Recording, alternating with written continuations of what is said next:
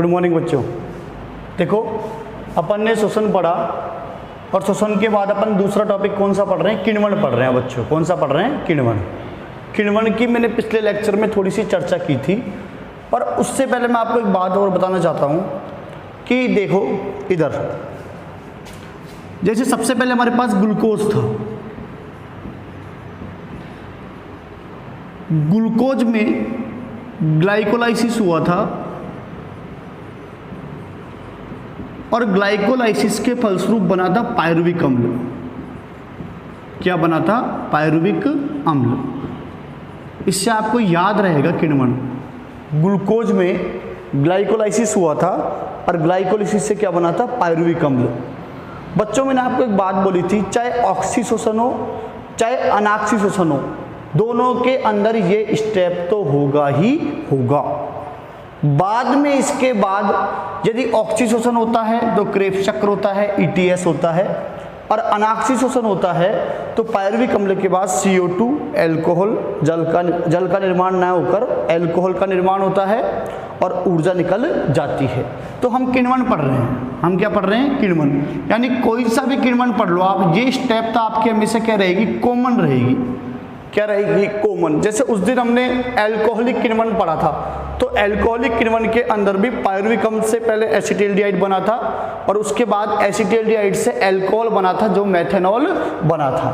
अब देखो हम किण्वन के प्रकार पढ़ रहे थे, तो दूसरा किण्वन है लैक्टिक अम्ल किण्वन। कौन सा है, लैक्टिक अम्ल किण्वन, जो कि जीवाणु लैक्टोबैसिलस, क्लोस्ट्रीडियम और हमारी मांसपेशियों के अंदर पाया जाता है। देखो बच्चों, हम दौड़ते हैं, एक समय बाद हम थक जाते हैं। थकने का कारण यही है कि हमारी मांसपेशियों के अंदर कौन सा अम्ल बन जाता है, लैक्टिक अम्ल।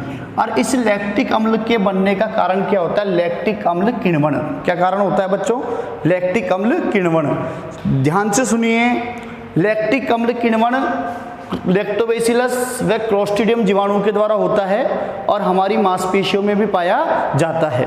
लैक्टिक अम्ल में क्या हो रहा है, सबसे पहले पायरुविक अम्ल, ये तो बनेगा ही बनेगा, मैंने आपको बता दिया। ग्लूकोज से पहले क्या बनेगा, pyruvic acid. Pyruvic acid lactic dehydrogenase और NADH प्लस की उपस्थिति में किस में कन्वर्ट हो जाता है, लैक्टिक अम्ल में कन्वर्ट हो जाता है। और इस संपूर्ण प्रोसेस को अपन लैक्टिक अम्ल किण्वन के नाम से जानते हैं। किस नाम से जानते हैं, लैक्टिक अम्ल किण्वन के नाम से जानते हैं। दूसरी बात, आपने दूध का दही बनना, सबसे अच्छा एग्जाम्पल है लैक्टिक अम्ल किण्वन का। लैक्टोबैसिलस जीवाणु होता है, वो दूध को किस में कन्वर्ट कर देता है, दही में। वो भी किसका एग्जाम्पल है, लैक्टिक अम्ल किण्वन का। तो ध्यान से सुनिए, किण्वन के बारे में मैंने बताया था, किण्वन एक बाह्य कोशिकीय प्रक्रिया है। कैसी प्रक्रिया है, बाह्य कोशिकीय प्रक्रिया, जो कि कोशिका के बाहर संपन्न होती है। किण्वन को किसने खोजा था, लुईस पास्चर ने खोजा था। लुईस पास्चर ने ईस्ट कोशिकाओं के द्वारा सबसे पहले अल्कोहल के प्रोडक्शन को समझाया था। फिर उसके बाद मैंने आपको सबसे पहला अल्कोहलिक किण्वन बताया था, जहां पर पायरुविक अम्ल से 2 स्टेप के अंदर किसका निर्माण होता है, मेथेनॉल का निर्माण होता है। फिर दूसरा मैंने आपको क्या समझाया, लैक्टिक अम्ल किण्वन, जो कि जीवाणु लैक्टोबैसिलस, क्लोस्ट्रीडियम और मांसपेशियों में पाया जाता है, जहां पर जो पायरुविक अम्ल है वो किसके अंदर कन्वर्ट होता है, लैक्टिक अम्ल में कन्वर्ट होता है। इसका एक एग्जांपल और कौन सा बता दिया बच्चों मैंने, दूध का दही में परिवर्तित होना। दूध का दही में परिवर्तित होना, वो भी किसका एग्जाम्पल है, लैक्टिक अम्ल किण्वन का एग्जाम्पल है। दूसरा देखो, एसिटिक अम्ल किण्वन, एसिटोबैक्टर एसिटाई, ये ध्यान रखना पड़ेगा बच्चों, सरल है बिल्कुल। एसिटिक, इससे आप ध्यान रखना, देखो सबसे अच्छी बात, लैक्टिक अम्ल किण्वन है तो लास्ट में क्या बन जाएगा, लैक्टिक अम्ल। शुरुआत हमको किससे करनी है, हमेशा पायरुविक अम्ल से। एसिटिक अम्ल किण्वन है तो लास्ट में क्या बन जाएगा, एसिटिक अम्ल। शुरुआत हमको किससे करनी है, पायरुविक अम्ल से। एसिटिक अम्ल किण्वन है तो कौन से जीवाणु के द्वारा संपन्न होगा, एसिटोबैक्टर एसिटाई। कौन से जीवाणु के द्वारा संपन्न होगा बच्चों, एसिटोबैक्टर एसिटाई। यानी पायरुविक अम्ल पहले तो किस में कन्वर्ट होगा, एसिटिल्डिहाइड में। एसिटिल्डिहाइड में कन्वर्ट होने के बाद ये एसिटिल्डिहाइड प्लस H2 और -2H में किस में कन्वर्ट हो जाएगा, एसिटिक अम्ल में कन्वर्ट हो जाएगा। उसके बाद लास्ट आता है ब्यूटायरिक अम्ल किण्वन।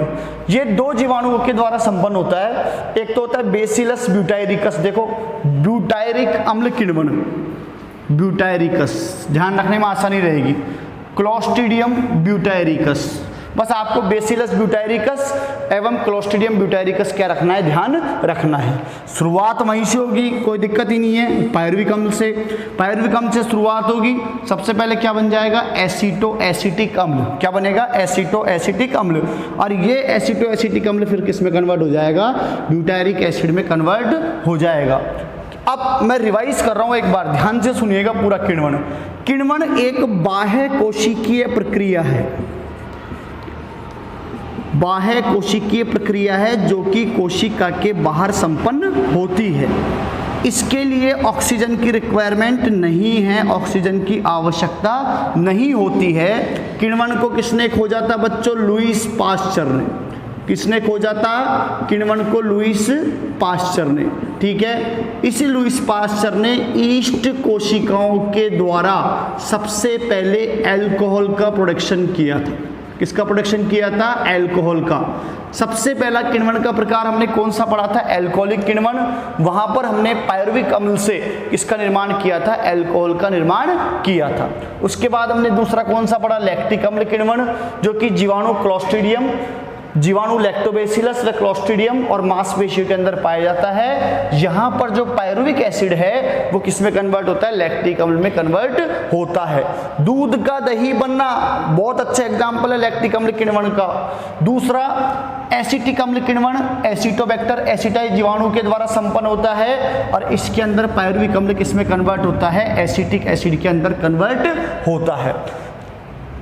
फिर उसके बाद लास्ट में ब्यूटायरिक अम्ल किण्वन, बेसिलस ब्यूटायरिकस और क्लोस्ट्रीडियम ब्यूटायरिकस नामक जीवाणुओं के द्वारा संपन्न होता है और इसमें पायरुविक अम्ल किसमें कन्वर्ट होता है, ब्यूटायरिक एसिड के अंदर कन्वर्ट होता है। क्या क्वेश्चन आएगा, किण्वन किसे कहते हैं, किण्वन के कोई दो प्रकारों का वर्णन कीजिए। 2 नंबर में क्वेश्चन आएगा, किण्वन किसे कहते हैं, 1 नंबर का क्वेश्चन आ गया, छोटे क्वेश्चन में आएगा। और किण्वन के प्रकार कोई सा भी बता दो आप, एल्कोहलिक किण्वन बता दो, लैक्टिक अम्ल किण्वन बता दो, एसिटिक अम्ल किण्वन बता दो, ब्यूटायरिक अम्ल किण्वन बता दो। जीवाणु का नाम ध्यान रखना है, पहली बात तो कौन से जीवाणु के द्वारा संपन्न हो रहा है। दूसरी बात, भाई शुरुआत तो हमेशा किससे होगी, पायरुविक एसिड से, वो कारण बता दिया मैंने आपको। ठीक, और पायरुविक एसिड से शुरुआत होगी और लास्ट में जो किण्वन होगा वो बन जाएगा प्रोडक्ट में। शुरू की स्टेप एल्कोहलिक किण्वन 2 स्टेप की प्रोसेस थी, लैक्टिक अम्ल किण्वन 1 स्टेप की प्रोसेस है, एसिटिक अम्ल और ब्यूटायरिक अम्ल किण्वन 2 स्टेप की क्या है, प्रोसेस है। बस ये आपको क्या रखना है, ध्यान रखना है। अब बच्चों अगला टॉपिक है, छोटा सा है, श्वसन व किण्वन में अंतर। What is difference between respiration and fermentation. देखो सबसे पहली बात, श्वसन में किसकी आवश्यकता पड़ती है, ऑक्सीजन की। किण्वन में ऑक्सीजन की आवश्यकता नहीं होती है। श्वसन में ऊर्जा अधिक मुक्त होती है जबकि किण्वन में ऊर्जा कम मुक्त होती है। श्वसन में ग्लूकोज का पूर्ण ऑक्सीकरण होता है जिससे CO2 जल और ऊर्जा का क्या होता है, निर्माण होता है। CO2 जल और ऊर्जा का क्या होता है, निर्माण होता है। श्वसन के अंदर ग्लूकोज का पूर्ण ऑक्सीकरण होगा, CO2 जल और ऊर्जा बनेगी। जबकि किण्वन में ग्लूकोज का अपूर्ण ऑक्सीकरण होता है जिसके फलस्वरूप एक तो बनता है अल्कोहल, क्या बनता है बच्चों, अल्कोहल, या बनता है कार्बनिक एसिड, कार्बनिक अम्ल, और कम मात्रा में क्या मुक्त होती है, ऊर्जा मुक्त होती है। तो 3 डिफरेंस हो गए। श्वसन ऑक्सीजन की उपस्थिति में होगा, किण्वन में ऑक्सीजन की आवश्यकता नहीं होती है। श्वसन में ऊर्जा अधिक मुक्त होती है, किण्वन में कम ऊर्जा मुक्त होती है।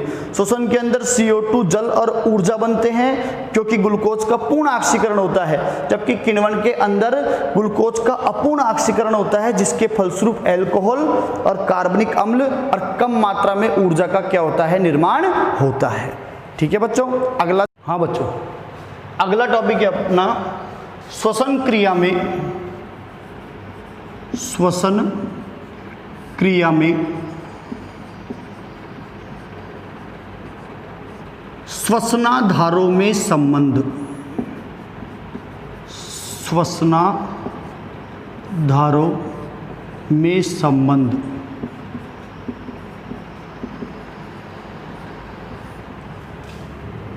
अब देखो बच्चों, आपको चैप्टर के शुरू में मैंने बताया था कि श्वसन क्रिया में 3 श्वसन आधार काम में आते हैं। पहला कार्बोहाइड्रेट,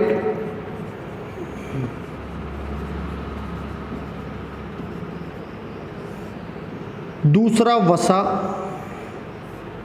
और तीसरा प्रोटीन। ये 3 श्वसनाधार श्वसन क्रिया में काम आते हैं। यदि श्वसन कार्बोहाइड्रेट के द्वारा हो रहा है तो उसको अपन बोलते हैं प्लावी श्वसन। क्या बोलते हैं बच्चों? प्लावी श्वसन। और यदि श्वसन प्रोटीन के द्वारा हो रहा है तो इसको अपन क्या बोलते हैं? जीव द्रव्ययी श्वसन। जीव द्रव्ययी श्वसन। अब हमको इन तीनों के अंदर रिलेशन बनाना है। अब रिलेशन कैसे बनेगा ये देखिए सामने आप देखो। पहले आप बिल्कुल बीच वाली लाइन देखो, ये वाली आपको अभी समझ में आ जाएगा 2 मिनट के अंदर। केवल ये वाला, ये हम पढ़ चुके हैं इसलिए मैं आपको बोल रहा हूं। देखो हमने पढ़ा कार्बोहाइड्रेट है, कार्बोहाइड्रेट से सबसे पहले हमने क्या प्राप्त कर लिया? ग्लूकोज।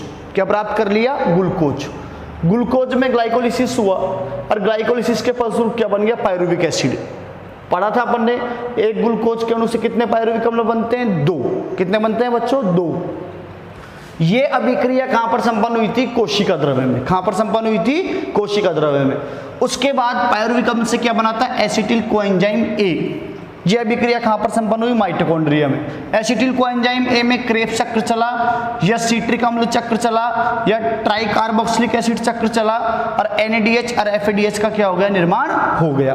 और ये NADH और FADH कहां चले गए? इलेक्ट्रॉन परिवहन तंत्र में, ETS में, या ऑक्सीडेटिव फास्फोरिलेशन में, और वहां जाकर इन्होंने किसका निर्माण कर दिया? ATP का निर्माण कर दिया।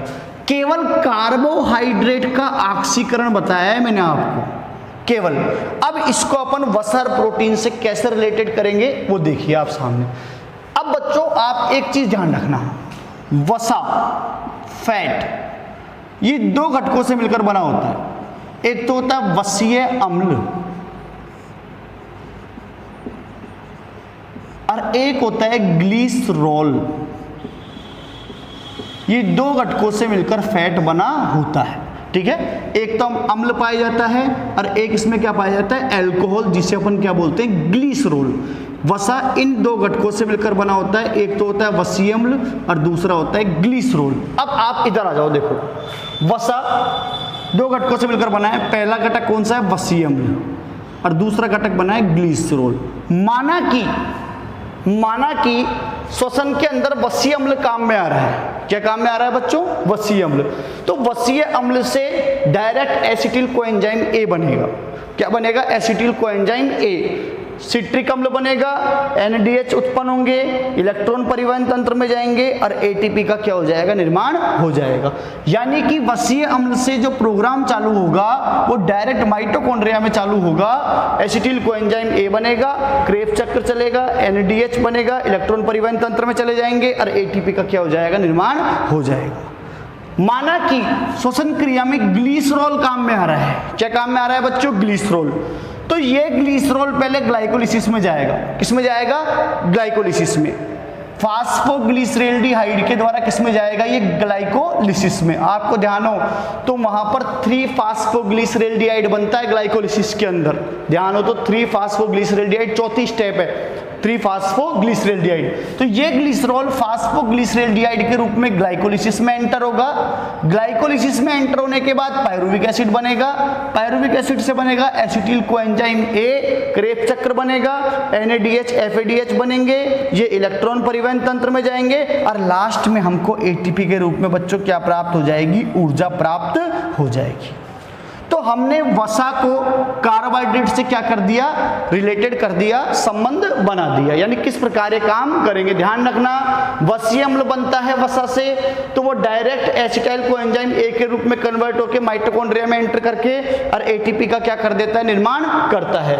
यदि वसा से ग्लिसरॉल बन रहा है, ग्लिसरॉल काम में आ रहा है श्वसन क्रिया के अंदर, ऑक्सीश्वसन के अंदर, तो पहले वो ग्लाइकोलिसिस में एंटर करेगा। किस रूप में करेगा? फास्फोग्लिसरेल्डिहाइड के रूप में। फिर उसके बाद पायरुविक एसिड बनेगा, एसिटाइल कोएंजाइम बनेगा, क्रेब्स चक्र चलेगा और ATP का क्या होगा? निर्माण होगा। अब बच्चों ये तो हमने वसा को किससे रिलेटेड कर दिया? कार्बोहाइड्रेट से। अब हमको प्रोटीन को कार्बोहाइड्रेट से क्या करना है? रिलेटेड बनाना है। देखिए प्रोटीन जो होती है वो किसकी बनी होती है? अमीनो एसिड्स की। यानी बहुत सारे अमीनो एसिड्स आपस में पेप्टाइड बॉन्ड के द्वारा जुड़कर, कौन से बॉन्ड के द्वारा जुड़कर? पेप्टाइड बॉन्ड के द्वारा जुड़कर और किसका निर्माण करते हैं? प्रोटीन का निर्माण करते हैं। आई बात समझ में? अब आप यहां आ जाओ, ये प्रोटीन किसका बना हुआ है? अमीनो एसिड से। अमीनो एसिड्स में दो कंडीशन है, या तो अमीनो एसिड किस में कन्वर्ट होगा? पायरुविक एसिड में। पायरुविक एसिड में कन्वर्ट होगा तो एसिटाइल कोएंजाइम ए में कन्वर्ट होगा, सिट्रिक अम्ल में कन्वर्ट होगा, NADH इलेक्ट्रॉन परिवहन तंत्र और किस में एंटर कर जाएगा? ATP में। यदि अमीनो एसिड कन्वर्ट होता है एसिटाइल कोएंजाइम ए में, एसिटाइल कोएंजाइम ए में कन्वर्ट होगा, क्रेब्स चक्कर चलेगा, NADH बनेगा, इलेक्ट्रॉन परिवहन तंत्र में चले जाएगा और लास्ट में क्या बन जाएगा? ATP बन जाएगा। बिल्कुल सरल है, आपको ये बीच वाला ध्यान रखना है बस, कार्बोहाइड्रेट का ऑक्सीकरण। और ये याद है हमको, हमने पढ़ाई है इस पार्ट के अंदर। सबसे पहले कार्बोहाइड्रेट ग्लूकोज का एक अणु था, उस ग्लूकोज के एक अणु का ग्लाइकोलिसिस हुआ, 2 पायरुविक एसिड बने, पायरुविक एसिड से माइटोकॉन्ड्रिया के अंदर एसिटिल कोएंजाइम ए बना, एसिटिल कोएंजाइम एंटर कर गया क्रेब्स चक्र के अंदर, क्रेब्स चक्र में एंटर करने के बाद उसने NADH और FADH का निर्माण किया। ये NADH और FADH किसके अंदर चले गए? इलेक्ट्रॉन ट्रांसपोर्ट सिस्टम में, और इन्होंने क्या बना दिया? ATP बना दिया। क्या बना दिया? ATP। तो ये तो हमको ध्यान है। अब हमको इसको किससे कन्वर्ट करना, किससे रिलेटेड करना है? वसा से। तो वसा का मैंने आपको बता दिया, वसा 2 घटकों से मिलकर बनी है, वसीय अम्ल और ग्लिसरॉल। यदि ग्लिसरॉल बनता है तो वो ग्लाइकोलिसिस के अंदर एंटर होकर पायरुविक एसिड, एसिटाइल कोएंजाइम में, सिट्रिक अम्ल, NADH, FADH, इलेक्ट्रॉन परिवहन तंत्र और ATP। और यदि वसीय अम्ल बनता है तो एसिटिल कोएंजाइम में, सिट्रिक अम्ल, NADH, FADH, इलेक्ट्रॉन परिवहन तंत्र और लास्ट में क्या हो जाएगा? ATP।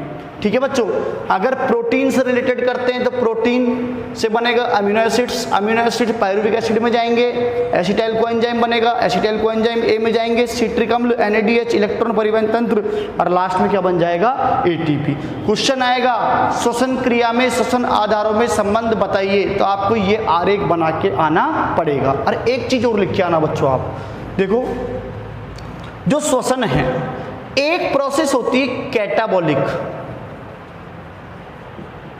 जिसमें कोई पदार्थ क्या होता है? टूटता है। एक प्रोसेस होती है एनाबॉलिक, जिसमें नए पदार्थ का क्या होता है? निर्माण होता है, यानी पदार्थ बनता है। और एक प्रोसेस होती है जिसमें ये दोनों अभिक्रियाएं होती है। आई बात समझ में? पदार्थ बनता भी है, पदार्थ टूटता भी है। उस प्रोसेस को अपन बोलते हैं एम्फीबॉलिक। क्या बोलते हैं बच्चों? एम्फीबॉलिक। तो श्वसन एक एम्फीबॉलिक रिएक्शन है जिसके अंदर कंटिन्यू रूप से कई पदार्थ बनते हैं और कई पदार्थ क्या होते हैं? ब्रेक होते हैं। कई पदार्थ बनते हैं, कई पदार्थ ब्रेक होकर नए पदार्थों का क्या करते हैं? निर्माण करते हैं। तो amphibolic is equal to catabolic plus anabolic. तो श्वसन कैसी रिएक्शन है? एम्फीबॉलिक रिएक्शन है जिसके अंदर अनेक पदार्थ बनते हैं और अनेक पदार्थ क्या होते हैं? टूटते हैं। क्वेश्चन आ सकता है श्वसन है anabolic reaction, catabolic reaction, amphibolic reaction, इनमें से कोई नहीं, तो अपना आंसर क्या आ जाएगा? एम्फीबॉलिक रिएक्शन होती है। आई बात समझ में?